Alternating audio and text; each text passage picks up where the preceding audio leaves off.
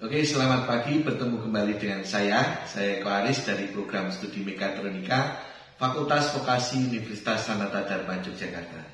Nah, hari ini kita akan diskusi detail, diskusi santai, ya, tetapi lebih dalam tentang kendali, khususnya kenapa ada pertanyaan ini, kenapa kendali kendali relay itu banyak sekarang digantikan dengan kendali PLC. Nah, di belakang saya sudah ada gambar di sini. Nah, mari kita lihat lebih detail. Nah, kenapa kendali relay sekarang banyak digantikan dengan kendali PLC. Nah, kita lihat dalam konsep mekatronika kita yang kemarin sudah saya tunjukkan, gitu ya. Anda bisa lihat di video saya sebelumnya. Nah, dari konsep mekatronika di situ ada merupakan irisan dari mekanik, sistem elektronik, sistem kendali, dan komputer. Nah, kalau saya gambarkan dalam konsep untuk pengendalian sebuah sistem, di sini ada input, ada kendali, ada output, ada sistem mekanik. Jadi ini adalah gambaran mekatronika yang kita jelaskan dengan cara yang berbeda. Nah, sekarang kita fokus di kendali. Nah, saat kita bicara masalah pengendalian, khususnya untuk pengendali mesin-mesin yang ada di industri, mesin-mesin diskrit yang ada di industri dengan gerakan-gerakan sekuensial, dengan logika tertentu, maka di dalam sistem kendali ini ada dua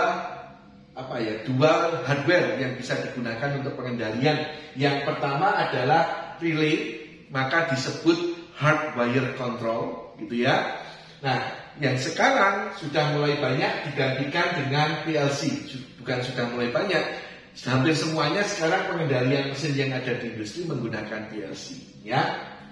Nah, tetapi untuk pengendalian menggunakan relay dan PLC ini sebenarnya cara pengendaliannya sama, karena nanti kita yang ada di relay dan di PLC, kalau relay nanti harus disambung dengan kabel, ya, dengan logika atau sekuensial tertentu sesuai dengan kasus yang tempat kita. Tetapi yang PLC nanti diprogram.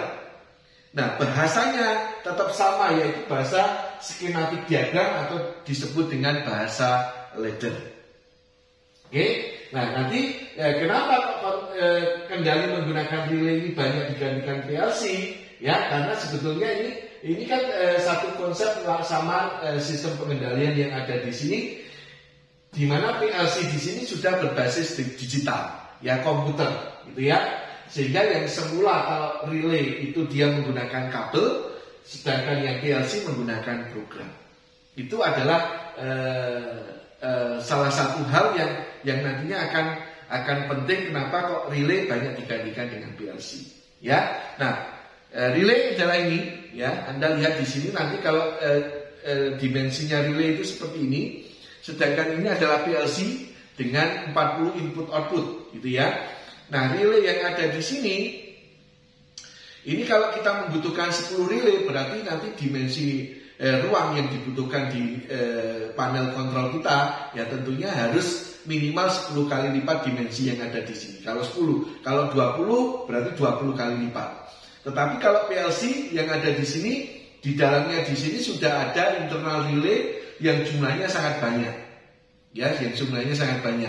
Ada 99 berarti 100 kali 16 itu ya berarti 160, ya, internal relay yang bisa kita manfaatkan di sini. Nah, bayangkan kalau 160 itu dimensinya seperti ini, tentunya butuh ruangan space yang lebih besar. Jadi itu catatan pertama, kenapa kendali menggunakan relay banyak digantikan PLC, ya. Karena ini sebenarnya sama, kita bisa menggunakan relay atau menggunakan PLC untuk pengendalian sistem mekatronik kita. Tetapi relay digantikan PLC karena satu, butuh space yang lebih besar, ya. Yang kedua adalah terkait dengan konsumsi energi, ya. Nah, relay di sini ada koil yang harus diaktifkan, ya. Setiap relay ada satu koilnya, elektromagnetik yang dimana dia kalau dikasih listrik koilnya akan berubah menjadi magnet sehingga akan menarik kontak relay yang ada di sini. Nah, kalau jumlahnya katakanlah 100 relay di sini, maka konsumsi energinya akan besar. Nah, di sini PLC konsumsi energinya lebih kecil. Ya. Jadi yang kedua itu. Terus development tentunya menjadi lebih lama, ya, developmentnya lebih lama. Khususnya nanti yang keempat itu adalah terkait dengan fleksibilitas. Jadi nanti apabila ada perubahan logika, ada perubahan sekuensial, kalau kendali menggunakan relay, ini harus dikabel ulang, di wiring ulang. Sedangkan kendali dengan menggunakan PLC itu cukup dengan diprogram ulang. Jadi dari sisi development waktu developmentnya akan menjadi lebih singkat dan juga lebih fleksibel karena lebih mudah, gitu ya. Daripada kita rewiring ulang, mending kita program ulang. Nah, untuk itu mari kita lihat dari satu kasus yang ada di sini. Coba nanti akan kita selesaikan dengan menggunakan relay dan juga menggunakan PLC. Oke, kita lihat di sini. Nah, kasusnya adalah ada satu lampu yang akan hidup jika 2 dari 3 tombol ditekan. Berarti kita mempunyai 3 tombol, ya, dan 1 lampu. Berarti tombol kan kita tahu sebagai input, berarti 3 input. Terus kemudian lampu sebagai output, berarti outputnya adalah 1. Nah, kalau kita ingin membuat rangkaian pengendalian yang nantinya harus kita realisasikan di lapangan, tentunya kita harus melalui prosedur, gitu ya.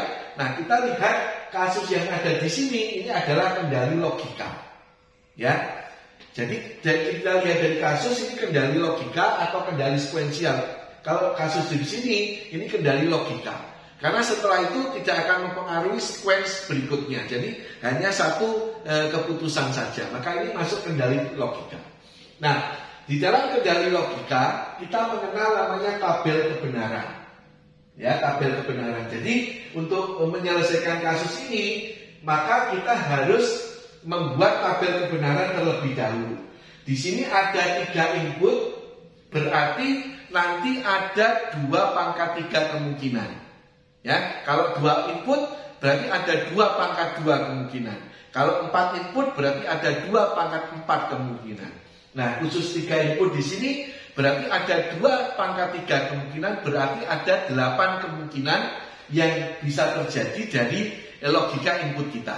Ya, yang pertama di sini ketiga tombol tidak ditekan, ya, ketiga tombol mati, ya, maka kita tulis 0 di sini, 0, 0, 0.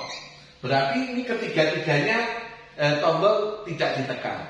Itu logika yang pertama di dalam tabel kebenaran kita. Kemudian logika yang kedua kita adalah 001. Jadi yang ditekan hanya tombol 3. Terus kemudian logika yang ketiga 010. Ya, logika yang keempat 011. Berarti yang ditekan tombol 2 dan 3. Logika yang kelima ini 100. Logika yang keenam 101. Logika yang ketujuh 110. Logika yang terakhir ke-8 kemungkinannya adalah 111. Ya. Nah, maka sekarang kita lihat di sini, lampu akan hidup jika 2 dari 3 tombol ditekan. Jadi yang namanya ditekan berarti kondisinya akan menjadi 1. Kita lihat di sini, mana yang 2 tombol ditekan. Berarti yang 2 tombol ditekan adalah di sini. Maka ini lampunya akan hidup bernilai 1. Terus kemudian yang berikutnya adalah yang di sini, ini akan bernilai 1. Kemudian yang terakhir adalah di yang ke-7, ya, di sini. Ini adalah bernilai 1. Berarti yang lainnya harus bernilai 0. Ya, bernilai 0. Maka dari tabel kebenaran kita sudah selesai. Berarti nanti ada di baris kelima, baris keenam, dan baris ketujuh yang harus kita gambarkan di dalam diagram ladder kita. Nah, sekarang bagaimana tabel kebenaran ini kita terjemahkan di dalam diagram ladder kita. Ya, nah kita akan membagi menjadi ya kendali input ya. Inputnya kan berupa tombol. Kita akan menggambarkan di sini tombolnya. Ya, saya akan menggambarkan tombolnya.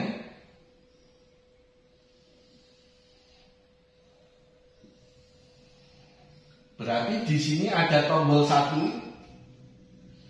Saya hubungkan ke relay K1.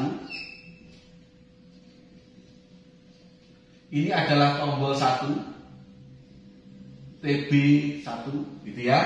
Tombol 1 saya hubungkan ke relay K1. Terus tombol 2 saya hubungkan ke relay K2.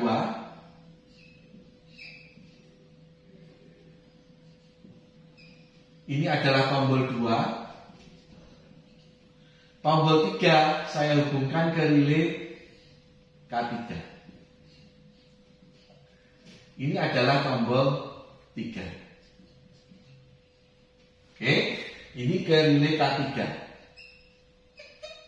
Nah, sekarang kita harus menggambarkan yang ada di sini.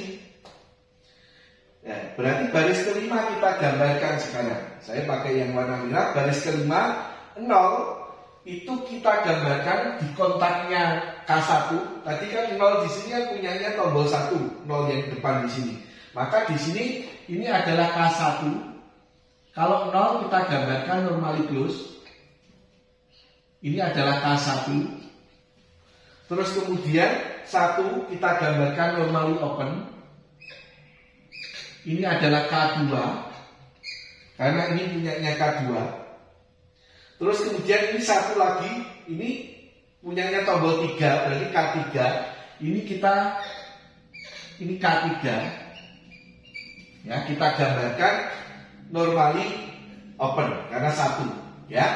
Nah, maka di sini kita akan mengaktifkan relay K4. Ya, K4 ini adalah relay untuk outputnya. Ya, K1, K2, K3 relay untuk inputnya. Ya. Jadi ini sudah kita gambar. Nah, baris ke-6 itu harus kita gambar secara paralel. Berarti baris ke-6 1 dulu. Berarti kita paralel dengan di sini karena 1 berarti dia normally open. Ini adalah K1. Terus kemudian 0 berarti dia normally close. K2. Terus kemudian 1 lagi berarti normally open. K3. Kemudian kita paralel ke sini. Ini sudah kita gambar. Terus yang terakhir adalah yang baris ke-7 1 1 0. Berarti open close. Ini adalah K1, ini adalah K2, ini adalah K3. Nah, kemudian lampu ini kan berarti nanti logikanya yang ada di sini ini masuk ke K4 ya, nilai K4. Nah, nilai K4 di sini saya gambarkan dalam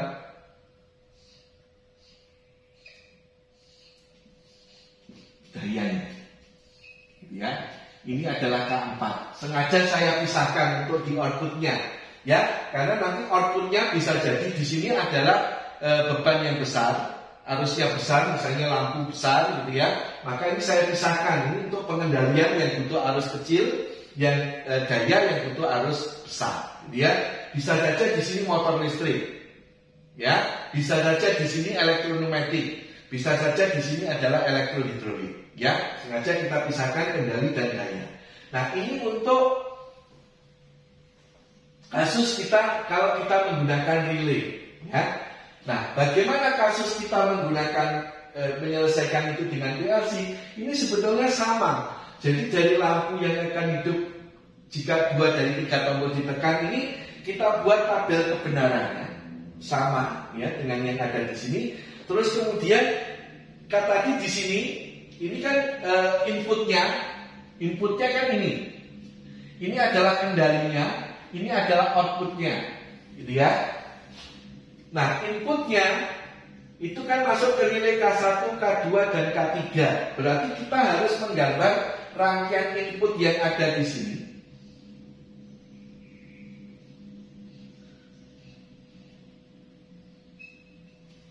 Ini adalah tombol 1. Terus kemudian ini adalah tombol 2. Dan ini adalah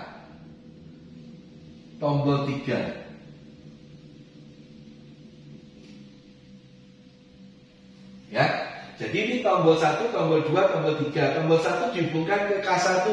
Nah, sekarang tombol 1 saya hubungkan ke input dengan alamat 00. Ini saya hubungkan K2, tombol 2 saya hubungkan dengan input dengan alamat 01, channel 0. K3 dengan 02. Itu ya. Terus kemudian outputnya di sini.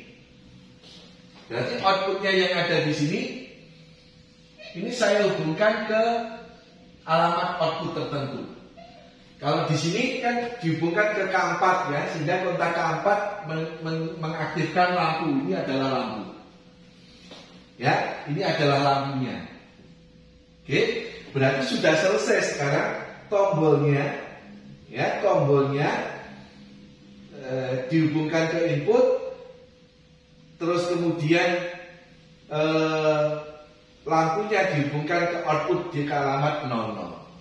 Oke, nah di sini kalau lampunya itu kecil, ya lampunya kecil, dayanya kecil, dan arusnya kurang dari 0,3 ampere, maka bisa langsung dihubungkan ke PLC, ya, sehingga yang ada di sini kalau nanti sudah diisi program diaktifkan, lampunya ini langsung hidup di sini. Tetapi kalau di sini bebannya besar, atau kalau di sini adalah misalnya motor listrik, lampu dengan daya yang besar, maka di sini harus dihubungkan ke driver. Anda lihat di sini, jika outputnya besar, harus diberi driver. Ya, driver bisa berupa relay, atau bisa berupa inverter, atau bisa berupa solenoid valve dan sebagainya.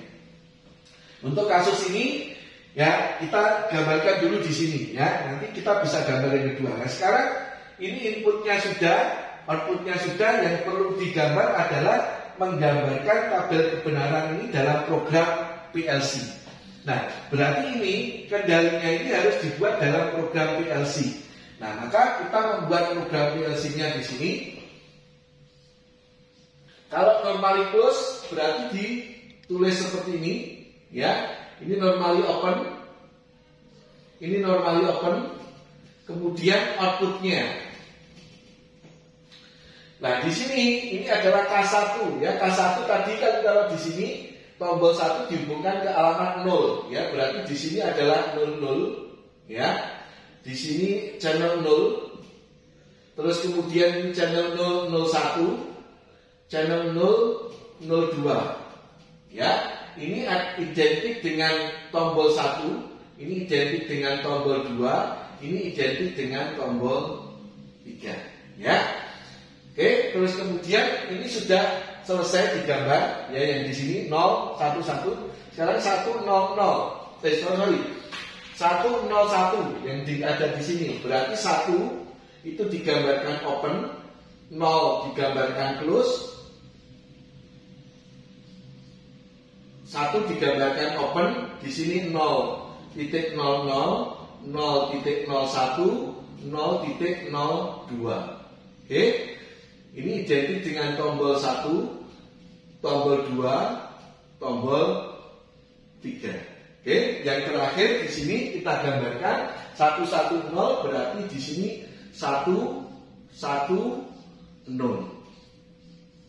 Oke, ini adalah 0.00, 0.01, 0.02. Ini adalah tombol 1, tombol 2, tombol 3. Oke, nah, Anda lihat di sini, kalau misalnya programnya ini sudah di-download ke sini, jadi nanti pakai software download ke sini, maka dia logikanya kalau 2 tombol ditekan lampunya akan menyala, ya.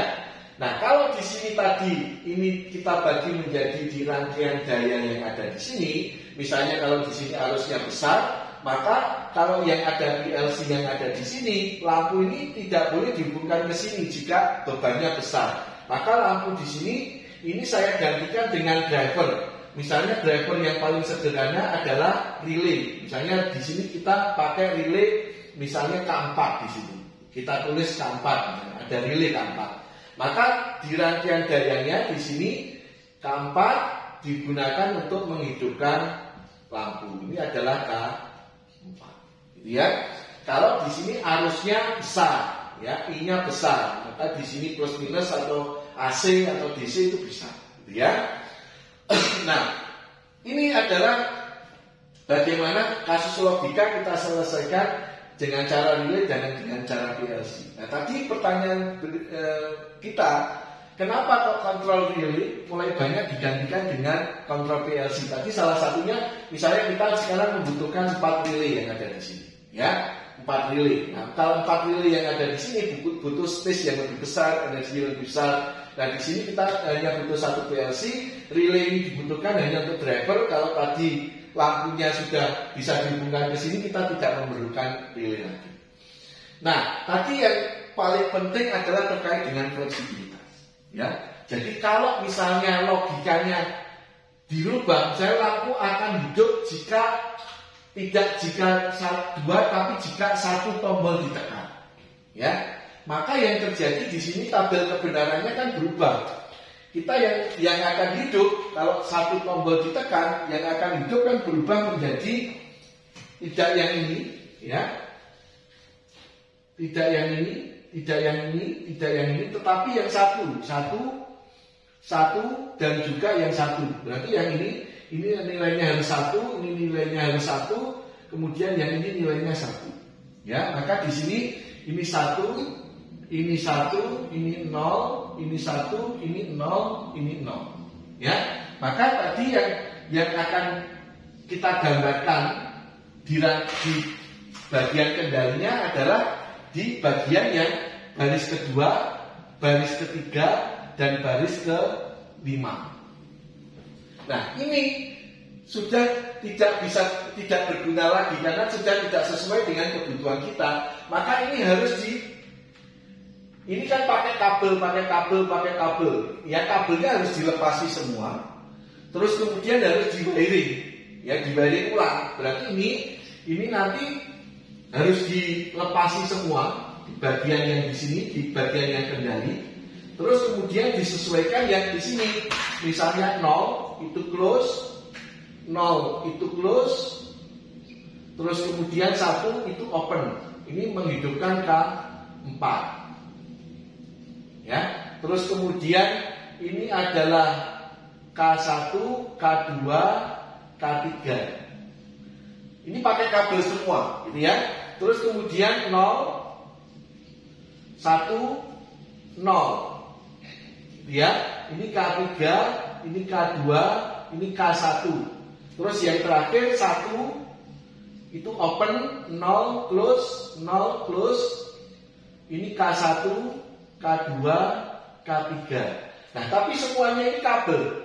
Nah, sehingga kita butuh waktu yang lama, ya, butuh waktu yang lama sehingga tidak fleksibel. Nah, kalau ini diganti yang programnya, ya tinggal diganti saja yang misalnya ini close, ini open, terus kemudian ini open, ini close, terus kemudian yang di sini ini close, gitu ya.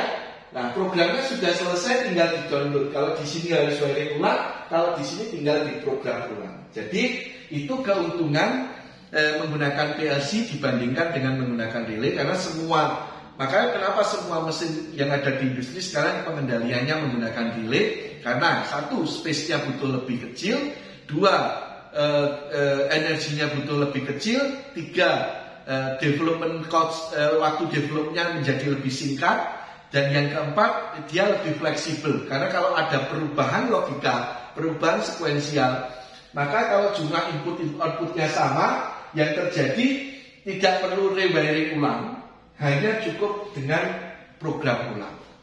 Demikian yang bisa saya sampaikan, semoga bermanfaat. Terima kasih.